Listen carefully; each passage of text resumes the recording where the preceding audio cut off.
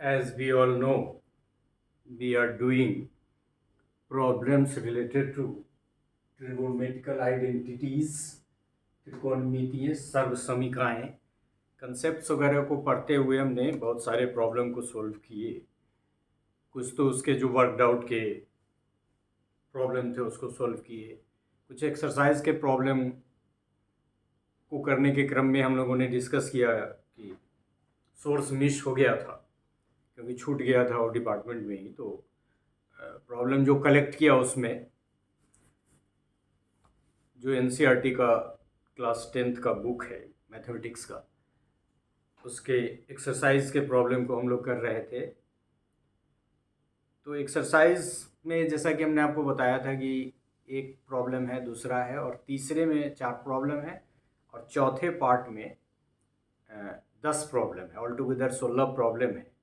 उसमें से पार्ट 12 जो हम लोगों ने किया, प्रॉब्लम कलेक्ट किया था यह मान के कि एनसीईआरटी किताब का है, तो आउटसाइड का है लेकिन बहुत सिमिलर है। प्रॉब्लम पार्ट हमारा 13, 14 वो एनसीईआरटी बुक के एक्सरसाइज का प्रॉब्लम है। कलेक्ट हमने बाहर से किया था इसलिए हमको उस समय पता नहीं था।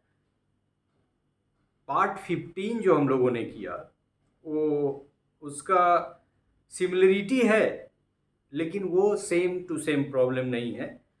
16 और 17 पार्ट जो हम लोगों ने किया वो बिल्कुल एनसीईआरटी की किताब का ही प्रॉब्लम है।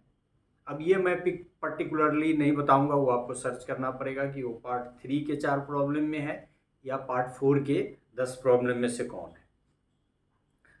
और जो हमारा लास्ट पार्ट था 18, जैसा कि आप देख सकते हैं कि आज हम लोग 19 पार्ट करेंगे, तो वो भी प्रॉब्लम तो आउटसाइड का था, सिर्फ माइनर डिफरेंस था।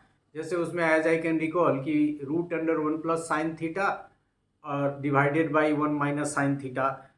तो जो आपकी किताब में है यदि ऊपर प्लस है तो इसमें माइनस है, इसमें ऊपर, मतलब सिर्फ डिफरेंस जो है वो साइन का है। और ऑब्वियस है कि साइन के फलस्वरूप लेफ्ट साइड चेंज हुआ तो राइट साइड भी चेंज हो गया। इतना ही डिफरेंसेज है। अब हम लोग जो, चूँकि हमारे पास सारे सोर्सेज है, एनसीईआरटी बुक्स को ही फोकस करके हम लोग आगे करेंगे।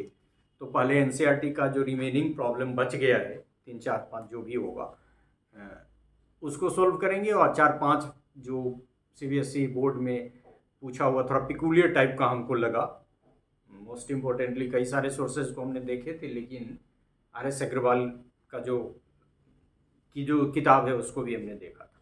तो वहाँ से कुछ प्रॉब्लम हम लोग आउटसाइड दी बुक भी करेंगे। हमको लगा कि नहीं, ये सब भी इस तरह का एक्सरसाइज चूँकि हमको लगा कि एनसीईआरटी में नहीं है तो उसको भी सेलेक्ट किया गया चूँकि वो सीबीएसई बोर्ड में पूछा जा चुका है।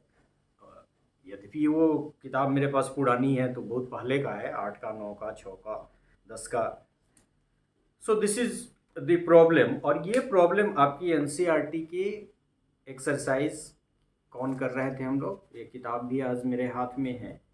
8.3 का जो तीसरा प्रॉब्लम, पहला दूसरा हम लोग कर चुके हैं, तीसरा प्रॉब्लम का ये आपका पहला पार्ट है जिसका प्रॉब्लम है, क्योंकि तीसरा जो आपका प्रॉब्लम है इसका हेडिंग यही है, choose correct options and justify your choice.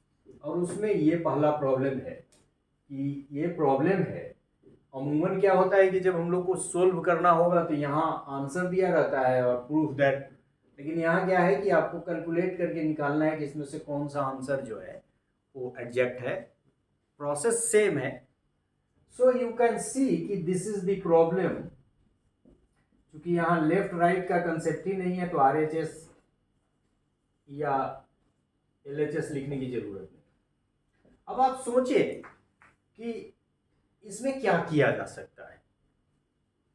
तो आपको रिकॉल होगा और हमने आपको कहा था कि 2 फार्मूला आपको बहुत यूज होता है, एक तो sine square theta plus cos square theta is equal to 1 और दूसरा sec square theta minus tan square theta is equal to 1। और तीसरा भी बताया था cosec square theta minus cot square theta is equal to 1। मतलब कि यदि हम कुछ ऐसा करें जिससे sec square theta minus tan square theta independently हमको मिल जाए तो हमारा काम बन जाएगा। और ये 3 जो फार्मूला हमने अभी आपको बताए, ये हम लोगों ने डेराइव भी किया था ट्रिगोनोमेट्रिकल आइडेंटिटी के क्रम में। शुरू का जो आपका दूसरा पार्ट, तीसरा पार्ट, चौथा पार्ट है, इसी से संबंधित है, जिसमें 3 हम लोगों ने, उसको हमेशा याद रखना है। अब जैसे उसमें था कि 1 + tan square theta is equal to sec square theta, लेकिन हम रिकॉल यदि ये रखें तो ज़्यादा हम लोग भी अभी तक मैट्रिक जिस दिन किया पता नहीं, अब तो काफ़ी दिन हो गया,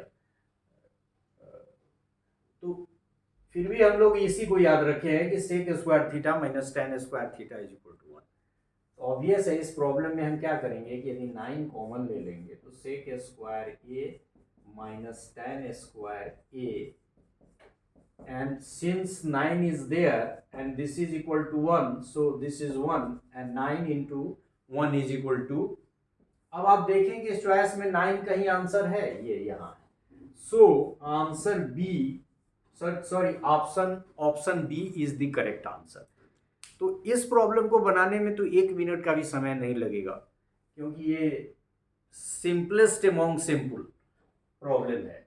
तो 9 कॉमन लिया, सेक स्क्वायर थीटा। क्लिक ये होना है कि ये फॉर्मूला आपको दिमाग में रहना चाहिए, और ये फॉर्मूला नहीं है मान लीजिए कि आप 1/cos square theta sine square theta बटा cos स्क्वायर थीटा करके फिर सोल्व करेंगे, 9 से मल्टीप्लाई करेंगे, तो it will be a complex process.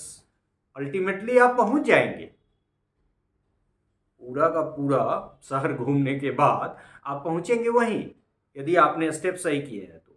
लेकिन ये यदि आप सोचेंगे 1 मिनट तो इसी तरह से इसको सॉल्व करेंगे। So this is all about this part of the problem, जिसमें हमको समय कम ही लेना था, ज़्यादा तो अनाउंसमेंट ही था।